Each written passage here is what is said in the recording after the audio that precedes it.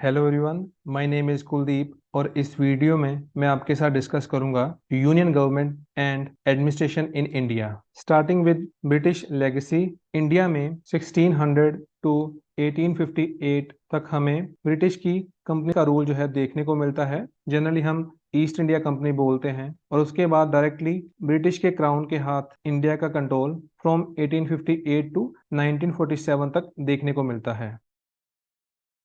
Company rules के दौरान कुछ एक्ट्स के थ्रू ईस्ट इंडिया कंपनी की मौजूदगी हमें इंडिया में देखने को मिलती है। उनमें से कुछ इंपॉर्टेंट जैसे कि रेगुलेटिंग एक्ट 1773, इसमें गवर्नर ऑफ बंगाल को गवर्नर जनरल ऑफ बंगाल बनाया गया था और first governor general of Bengal Warren Hastings थे। 1774 में सुप्रीम कोर्ट की कैलकाटा में एस्टेब्लिशमेंट हुई थी। पिट्स इंडिया एक्ट 1784 के कुछ फीचर जैसे कि कंपनी के कमर्शियल और पॉलिटिकल फंक्शंस को पहली बार डिस्टिंग्विश किया गया था। डबल गवर्नमेंट का कंसेप्ट पहली बार यहाँ पे इंट्रोड्यूस किया गया और कंपनी की टेरिटरी को इंडिया में पहली बार ब्रिटिश पोजेशन इन इंडिया बोला गया। देन चार्टर एक्ट 1833, इसमें गवर्नर जनरल ऑफ बंगाल को गवर्नर जनरल ऑफ इंडिया बना दिया गया और first governor general of India Lord William Bentinck थे। सिविल सर्विस की सिलेक्शन के लिए ओपन कंपटीशन रखा गया। बॉम्बे और मद्रास के गवर्नर से उनकी लेजिस्लेटिव पावर्स को छीन लिया गया। बात करें अगर चार्टर एक्ट 1853 की, तो यहाँ पर सिविल सर्विस के लिए ओपन कंपटीशन रखा गया और पहली बार इंडियंस को भी यहाँ पर अलाउड किया गया और ये कंपनी रूल का लास्ट एक्ट था। उसके बाद ब्रिटिश गवर्नमेंट का डायरेक्ट रोल इंडिया में स्टार्ट होता है through government of India act 1858, जहां पर ईस्ट इंडिया कंपनी को अबोलिश कर दिया जाता है। गवर्नर जनरल ऑफ इंडिया को वाइस रॉय ऑफ इंडिया बना दिया जाता है और first vice Roy of India Lord Canning थे। इंग्लैंड में एक secretary of state for India British की पार्लियामेंट में अलग से डिपार्टमेंट बनाया जाता है, जिसका मेन काम इंडिया को ही देखना था या इंडिया से जुड़े हुए मुद्दों को देखना था, सो दैट क्राउन रूल अच्छे से इंडिया को कंट्रोल में रख सके। देन इंडियन काउंसिल एक्ट 1861, जहां पर बॉम्बे और मद्रास की लेजिस्लेटिव पावर्स रिस्टोर कर दी गई दोबारा। यहीं पर हमें पोर्टफोलियो सिस्टम देखने को मिलता है। पोर्टफोलियो सिस्टम को लॉर्ड कैनिंग ने 1859 में इंट्रोड्यूस किया था। उसके बाद Indian council act 1892 and Indian council act 1909, जिसको मोरले मिंटो रिफॉर्म्स के नाम से भी जाना जाता है। इसी एक्ट के अंडर कम्युनल इलेक्टोरेट पहली बार इंडिया में इंट्रोड्यूस हुआ था। लॉर्ड मिंटो को फादर ऑफ कम्युनल इलेक्टोरेट कहा जाता है। इस एक्ट के जरिए मुस्लिम्स को कम्युनल रिप्रेजेंटेशन दी गई थी। इसका मतलब मुस्लिम्स कैंडिडेट्स मुस्लिम वोटर्स के द्वारा ही इलेक्ट होंगे। उसके बाद आता है गवर्नमेंट ऑफ इंडिया एक्ट 1919, जिसको मोन्टेग कैम्पफोर्ड रिफॉर्म्स के नाम से भी जाना जाता है। यहाँ पर डायरकी सिस्टम इंट्रोड्यूस हुआ।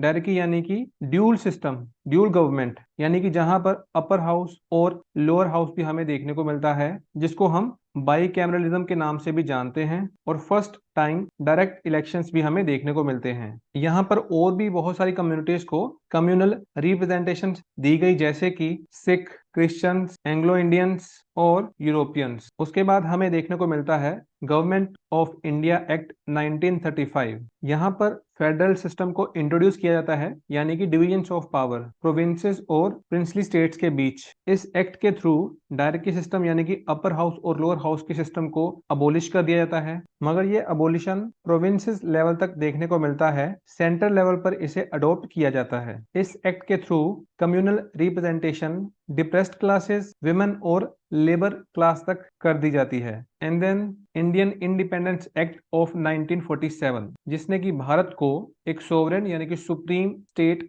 डिक्लेयर कर दिया। मुस्लिम लीग और कांग्रेस ने इस एक्ट को एक्सेप्ट किया था। इस एक्ट के through he viceroy of India के ऑफिस को अबोलिश करके दोबारा से गवर्नर जनरल ऑफ इंडिया री इंट्रोड्यूस किया गया। लॉर्ड माउंटबेटन पहले इंडिपेंडेंट इंडिया के गवर्नर जनरल ऑफ इंडिया बने। बात करें अगर इंडिया में सिविल सर्विस की, तो सिविल सर्विस सिस्टम को इंडिया में ब्रिटिशर्स के द्वारा 17th सेंचुरी में इंट्रोड्यूस किया गया। Father of civil service lord Cornwallis को बोला जाता है। सिविल सर्विसेज रिफॉर्म के लिए बहुत सारी कमेटीज का रोल हमें देखने को मिलता है, जिनको हम further one by one discuss करेंगे, स्टार्टिंग विद मकाउले कमेटी 1854। तो ये कमेटी इंडियन सिविल सर्विस के लिए 1854 में एस्टेब्लिश की जाती है, जिसकी रिकमेंडेशन थी कि सिविल सर्विस में ओपन कंपटीशन का सिस्टम होना चाहिए, अप्लाई करने की एज 18 से 23 होनी चाहिए, एग्जाम लंदन में कंडक्ट करवाना चाहिए, फाइनल अपॉइंटमेंट से पहले प्रोबेशन पीरियड होना चाहिए, हेल्बरी में ईस्ट इंडिया कॉलेज को अबोलिश करना चाहिए, सिलेक्शन नॉलेज बेस्ड होनी चाहिए। मकाउले कमेटी की रिकमेंडेशंस को स्वीकार कर लिया गया था और पहली बार यानी कि फर्स्ट एग्जामिनेशन लंदन में ही 1855 में कंडक्ट करवाया गया था under the board of control. Satyendra Nath Tagore पहले इंडियन थे जिन्होंने सिविल सर्विस 1864 में ज्वाइन की थी। उसके बाद एटचिसन कमीशन 1886, इस कमीशन ने अपनी रिपोर्ट 1887 में सबमिट की। इस कमेटी के चेयरमैन का नाम चार्ल्स एटचिसन था, जिनका मुख्य पर्पस इस कमीशन के थ्रू इंडियंस को हायर पब्लिक सर्विस में फुल जस्टिस प्रोवाइड करवाना था। इस कमीशन ने रिकमेंडेशंस दी कि सिविल सर्विस की 2 टियर क्लासिफिकेशन को 3 टियर क्लासिफिकेशन में रिप्लेस किया जाए, यानी कि इंपीरियल, प्रोविंशियल और सुबॉर्डिनेट। मैक्सिमम एज 23 फिक्स की जानी चाहिए। सिविल सर्विस का एग्जाम साइमल्टेनियसली इंग्लैंड और इंडिया में नहीं होना चाहिए। लार्जली इसकी रिकमेंडेशंस को एक्सेप्ट कर लिया गया था और स्टैट्यूटरी सिविल सर्विस को 1892 में अबोलिश कर दिया गया। नेक्स्ट है इस्लिंगटन कमीशन 1912, जिसको रॉयल कमीशन भी बोला जाता है। इसके चेयरमैन का नाम लॉर्ड इस्लिंगटन था। यह 1912 में सेटअप हुआ था और करीब 3 साल बाद यानी कि 1915 में इसने अपनी रिपोर्ट सबमिट की थी। इसकी मेजर रिकमेंडेशंस सुपीरियर पोस्ट की रिक्रूटमेंट पार्टली इंग्लैंड और इंडिया में होनी चाहिए। सिविल सर्विसेज को क्लास 1 और क्लास 2 में डिवाइड करना चाहिए। डायरेक्ट रिक्रूटमेंट के लिए 2 साल का प्रोबेशन और इंडियन सिविल सर्विस के लिए 3 साल का होना चाहिए थी, मगर वर्ल्ड वॉर 1 के कारण इन रिकमेंडेशंस को सीरियसली नहीं लिया गया। उसके बाद हमें देखने को मिलती है मोंटफोर्ड रिपोर्ट 1918। यह एक माइलस्टोन था in the evolution of civil service. इस कमेटी ने बोला कि 33% सुपीरियर पोस्ट इंडिया में रिक्रूट होनी चाहिए और 1.5% एनुअली इन्हें इंक्रीज किया जाना चाहिए। कॉम्पिटिटिव एग्जाम साइमल्टेनियसली इंग्लैंड और इंडिया में होना चाहिए। आईसीएस के मेंबर्स को अच्छी सैलरी, पेंशन बेनिफिट्स और अलाउंसेस देने चाहिए। एक smart fact, all India service term को committee on division of functions के द्वारा कॉइन किया गया था और इस कमेटी को एमई गॉन्टलेट के द्वारा चेयर किया गया था 1918 में। दूसरा स्मार्ट फैक्ट, इंडिया में पहली बार कॉम्पिटिटिव एग्जाम यानी कि आईसीएस इंडियन सिविल सर्विस 1922 में इलाहाबाद में कंडक्ट करवाया गया था। लोअर सर्विसेज की रिक्रूटमेंट के लिए 1922 में स्टाफ सिलेक्शन बोर्ड को इस्टेब्लिश किया गया था और स्टाफ सिलेक्शन बोर्ड अगले 4 साल तक फंक्शन में रहता है और उसके बाद 1926 से इसने अपने फंक्शंस पब्लिक सर्विस कमीशन को हैंड ओवर कर दिए। 1923 में हमें ली कमीशन देखने को मिलता है under the chairmanship of lord viscount. इस कमीशन की कुछ मेजर रिकमेंडेशंस इस प्रकार हैं कि ICS, IPS, Indian medical service, Indian service of engineers, IFS को रिटेन किया जाना चाहिए। इंडियनाइजेशन को सर्विसेज में मेंटेन करने के लिए 20% सुपीरियर पोस्ट की अपॉइंटमेंट प्रोविंशियल सिविल सर्विस से होनी चाहिए। अगर ब्रिटिश ऑफिसर इंडियन मिनिस्टर के अंडर काम करने के लिए राजी नहीं है तो उन्हें प्रपोर्शनेट पेंशन के ऊपर रिटायर होने की मंजूरी देनी चाहिए। एक पब्लिक सर्विस कमीशन को एस्टेब्लिश करना चाहिए। ये सभी रिकमेंडेशंस को एक्सेप्ट कर लिया गया था और फाइनली हमें 1926 में सेंट्रल पब्लिक सर्विस कमीशन देखने को मिलता है। पोर्टफोलियो सिस्टम 1859 में लॉर्ड कैनिंग के द्वारा इंट्रोड्यूस किया गया था। लॉर्ड कैनिंग के द्वारा ही टेन्योर सिस्टम ऑफ सेक्रेटेरिएट 1905 में इंट्रोड्यूस किया गया था। Department of government of India को एज मिनिस्ट्री रिनेम किया गया था 1947 में। लॉर्ड रिपन को father of local self government बोला जाता है क्योंकि इनका जो रेजोल्यूशन था 1882 वाला, उसको लोकल सेल्फ गवर्नमेंट के लिए एक मैग्ना कार्टा की तरह देखा जाता है। कॉन्स्टिट्यूएंट असेंबली यानी कि संविधान बनाने वाली सभा का सेटअप नवंबर 1946 में होता है under the provision of cabinet mission plan. अब हम डिस्कस करेंगे committees after independence, starting with स्वर्ण सिंह कमेटी। तो स्वर्ण सिंह कमेटी की रिकमेंडेशंस के ऊपर ही 42nd कॉन्स्टिट्यूशनल अमेंडमेंट 1976 में इंडियन कॉन्स्टिट्यूशन में फंडामेंटल ड्यूटीज को इंट्रोड्यूस किया गया था। उस वक्त टोटल इसका नंबर था 10 और 2002 में through 86 constitutional amendment 11th fundamental duty को इंट्रोड्यूस किया गया था, यानी कि टोटल 11 फंडामेंटल ड्यूटीज हमें कॉन्स्टिट्यूशन में देखने को मिलती हैं। आर्टिकल 312 ऑल इंडिया सर्विस को डील करता है। इंडिया में इलेक्शन कंडक्ट करवाने के लिए जैसे कि पार्लियामेंट के और स्टेट लेजिस्लेचर के हमें सेंट्रलाइज्ड इलेक्शन मशीनरी देखने को मिलती है और इसके बारे में बात अंडर आर्टिकल 324 में की गई है। केसी व्यारी इंडियन कॉन्स्टिट्यूशन को क्वासी फेडरल यानी कि आधा फेडरल बोलते हैं। ग्रानविले ऑस्टिन इंडियन फेडरलिज्म को एज कोऑपरेटिव फेडरलिज्म देखते हैं। इंडिया के कॉन्स्टिट्यूशन में 3 तरह की लिस्ट जो है वो हमें देखने को मिलती है। यूनियन लिस्ट जिसके ऊपर कानून बनाने का अधिकार सेंट्रल गवर्नमेंट का होता है। इसमें ओरिजिनली 97 और प्रेजेंटली 100 सब्जेक्ट्स देखने को मिलते हैं। इसमें defence, banking, foreign affairs, currency, atomic energy, insurance, communication जैसे डिपार्टमेंट्स आते हैं। स्टेट लिस्ट में वो सारे डिपार्टमेंट्स आते हैं जिसके ऊपर स्टेट गवर्नमेंट कानून बना सकती है। ओरिजिनली इसका नंबर 66 था और प्रेजेंटली इसका नंबर 61 है। Police, public health and sanitation, agriculture, prisons, fishery इसकी कुछ एग्जांपल्स हैं। देन नेक्स्ट है कॉन्करेंट लिस्ट। इसमें ओरिजिनली 47 सब्जेक्ट्स थे और प्रेजेंटली इसमें 52 सब्जेक्ट्स देखने को मिलते हैं। कॉन्करेंट लिस्ट के ऊपर सेंटर और स्टेट दोनों ही कानून बना सकते हैं, but in case of dispute final decision of central government will prevail. Concurrent list में हम इंक्लूड करते हैं marriage, divorce, forest, education, drugs, newspaper, books और प्रिंटिंग जैसे डिपार्टमेंट्स को। Further is zonal councils. तो ये स्टेचूटरी बॉडीज होती हैं जिनको स्टेट रीऑर्गेनाइजेशन एक्ट ऑफ 1956 के द्वारा क्रिएट किया गया था। इसके थ्रू देश को 5 जोन्स में डिवाइड किया जाता है। इसका प्राइमरी एम है स्टेट्स के बीच कोऑपरेशन और कोऑर्डिनेशन को प्रमोट करना। 5 जोन्स में सबसे पहले हम डिस्कस करेंगे नॉर्थ जोन, जिसमें जम्मू कश्मीर, हिमाचल प्रदेश, हरियाणा, पंजाब, दिल्ली, राजस्थान और चंडीगढ़ शामिल हैं। इसका हेडक्वार्टर न्यू दिल्ली में देखने को मिलता है। देन सेंट्रल जोन जिसमें हम इंक्लूड करते हैं उत्तर प्रदेश, उत्तराखंड, छत्तीसगढ़ और मध्य प्रदेश को। इसका हेडक्वार्टर इलाहाबाद में है। उसके बाद ईस्टर्न जोन जिसमें बिहार, झारखंड, वेस्ट बंगाल और उड़ीसा शामिल है और इसका हेडक्वार्टर कोलकाता है। देन वेस्टर्न जोन जिसमें हम Gujarat, Maharashtra, Goa, Dadar and Nagar Haveli, Daman and Diu को इंक्लूड करते हैं और इसका हेडक्वार्टर मुंबई में है। एंड फाइनली सदर्न जोन जिसमें हम आंध्र प्रदेश, कर्नाटक, तमिलनाडु, केरल और पुडुचेरी को इंक्लूड करते हैं और इसका हेडक्वार्टर चेन्नई में हमें देखने को मिलता है। हर एक जोनल में Indian home minister, concern zonal के चीफ मिनिस्टर और 2 अदर मिनिस्टर और इसी के साथ यूनियन टेरिटरी के एडमिनिस्ट्रेशन को इंक्लूड किया जाता है। Then centre state financial relation. तो सेंटर स्टेट के फाइनेंशियल रिलेशन में 80th अमेंडमेंट 2000 और 88th अमेंडमेंट 2003 ने मेजर चेंजेस इंट्रोड्यूस किए हैं।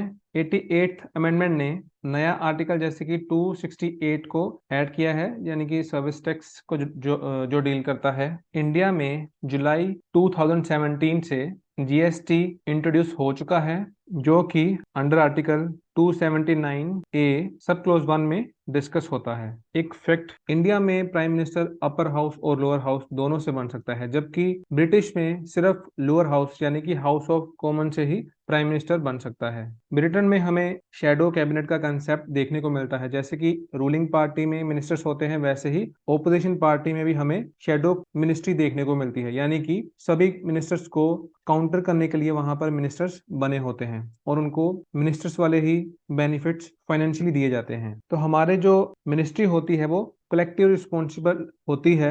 इन जनरल वो पार्लियामेंट को रिस्पॉन्सिबल होते हैं और इन पर्टिकुलर वो लोकसभा को रिस्पॉन्सिबल होते हैं अपने कामकाज के लिए। आर्टिकल 75 में ये बोला गया है कि सारे मिनिस्टर जो है वो अपनी प्राइवेसी को मेंटेन रखेंगे।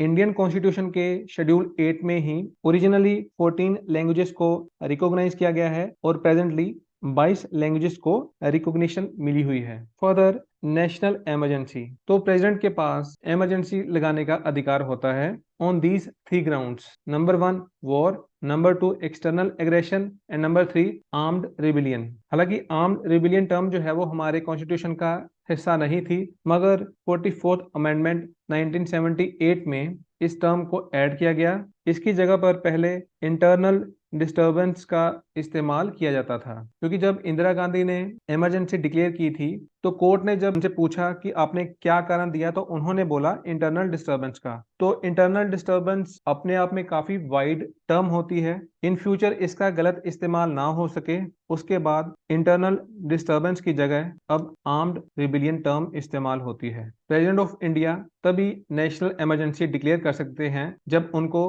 कैबिनेट मिनिस्टर रिटर्न में रिकमेंड करेंगे। Proclamation of emergency upper house और लोअर हाउस दोनों से पास होती है विद इन 1 मंथ, और इसको 6 महीने करके लगातार लिमिटलेस टाइम तक बढ़ाया जा सकता है। नेशनल इमरजेंसी के दौरान पार्लियामेंट के पास 2 स्पेशल पावर हमें देखने को मिलती हैं। पहली कि वो स्टेट लिस्ट में डायरेक्टली कानून बनाने का अधिकार रखते हैं। ऐसे कानून जब इमरजेंसी खत्म हो जाएगी तो 6 महीने तक ही वैलिड रहेंगे। नेशनल इमरजेंसी के दौरान पार्लियामेंट और स्टेट लेजिस्लेचर का टेन्यूर जो है उसको बढ़ाया जा सकता है, एक वक्त 1 साल के लिए, और मतलब एनी लेंथ ऑफ टाइम। और जब इमरजेंसी खत्म हो जाएगी तब इसे 6 महीने से ज्यादा आगे नहीं बढ़ाया जा सकता। देन उसके बाद है आर्टिकल 356 यानी कि स्टेट इमरजेंसी या फिर प्रेसिडेंट रूल। तो यह इमरजेंसी पार्लियामेंट से विद इन 2 मंथ अप्रूव होने के बाद ही इम्प्लीमेंट होती है। अप्रूव होने के बाद ये 6 महीने तक फोर्स में रहेगी, और इसको 6 महीने करके मैक्सिमम 3 साल तक बढ़ाया जा सकता है। फर्दर हम डिस्कस करेंगे कैबिनेट कमेटी। तो जो हमारी कैबिनेट होती है वो अलग अलग कमेटीज के थ्रू हमें काम करते हुए देखने को मिलती है। इन्हें हम एक्स्ट्रा कॉन्स्टिट्यूशनल बॉडीज भी बोल सकते हैं।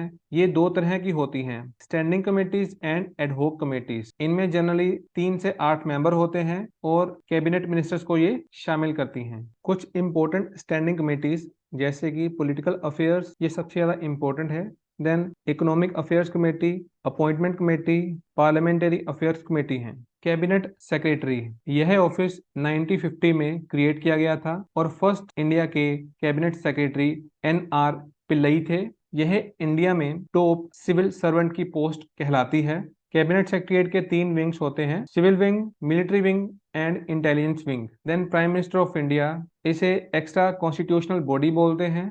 पॉलिटिकली हेड करते हैं प्राइम मिनिस्टर ऑफ इंडिया और एडमिनिस्ट्रेटिवली इसको हेड करते हैं प्रिंसिपल सेक्रेटरी। इसमें शामिल होते हैं 1 से 2 एडिशनल सेक्रेटरीज, 3 से 5 जॉइंट सेक्रेटरीज, बहुत सारे डायरेक्टर सेक्रेटरीज और अंडर सेक्रेटरीज। PMO 1947 में एग्जिस्टेंस में आया था after replacing secretary to the governor general. 1977 तक इसे प्राइम मिनिस्टर्स सेक्रेटरीट के नाम से जाना जाता था। नेशनल डेवलपमेंट काउंसिल 1952 में इसकी इस्टेब्लिशमेंट होती है। यह ना ही कॉन्स्टिट्यूशनल बॉडी है और ना ही स्टेचुटरी बॉडी है। इसके मेन ऑब्जेक्टिव स्टेट्स के बीच कोऑपरेशन को सिक्योर करना है for the execution of plans. Then finance commission, जिसके बारे में बात अंडर आर्टिकल 280 में की गई है। यह एक क्वासी जुडिशियल बॉडी है। इसको देश के राष्ट्रपति के द्वारा बनाया जाता है। इसमें एक चेयरमैन और 4 मेंबर शामिल होते हैं। इलेक्शन कमीशन की बात आर्टिकल 324 में की गई है। इलेक्शन कमीशन में एक चीफ इलेक्शन कमिश्नर और 2 इलेक्शन कमिश्नर शामिल होते हैं। 61st कॉन्स्टिट्यूशनल अमेंडमेंट 1988 के थ्रू वोटिंग एज को 21 से कम करके 18 कर दिया गया था और इसे इम्प्लीमेंट अगले ही साल यानी कि 89 में किया गया था। फर्दर है पब्लिक एंटरप्राइजेस। पब्लिक एंटरप्राइजेस को ओन करते हैं कंप्लीटली या फिर पार्शली सेंट्रल गवर्नमेंट या फिर स्टेट गवर्नमेंट या फिर ज्वाइंटली सेंट्रल और स्टेट गवर्नमेंट। पब्लिक एंटरप्राइजेस को इंडिया में 4 मेजर पार्ट्स में ऑर्गेनाइज किया जाता है। Number 1 departmental undertaking, number 2 public corporations, number 3 government companies, number 4 holding companies. तो अगर बात करें पब्लिक कॉरपोरेशंस की as a form of public enterprise, यह 20th सेंचुरी के सेकेंड हाफ में डेवलप हुई थी। कुछ important public corporations central government की जैसे कि reserve bank of India 1935, state bank of India 1955, food corporation of India 1964 है। Impact of liberalisation, Indian economy की परफॉर्मेंस को इम्प्रूव करने के लिए गवर्नमेंट ऑफ इंडिया के द्वारा 1991 में न्यू इंडस्ट्रियल पॉलिसी को इंट्रोड्यूस किया गया था, जिसे न्यू इकोनॉमिक पॉलिसी के नाम से भी जाना जाता है। इसे एलपीजी रिफॉर्म्स यानी कि लिबरलाइजेशन, प्राइवेटाइजेशन और ग्लोबलाइजेशन के नाम से भी जाना जाता है। इस कंसेप्ट के अराइवल के साथ ही नेहरूवियन इकोनॉमिक फिलोसफी को गुड बाय कर दिया गया था, जो कि 1956 से एग्जिस्टेंस में थी। गोल्डन हैंडशेक बोलते हैं वॉलंटरी रिटायरमेंट स्कीम को in order to decrease manpower. So this is all about this lecture. Thank you very much.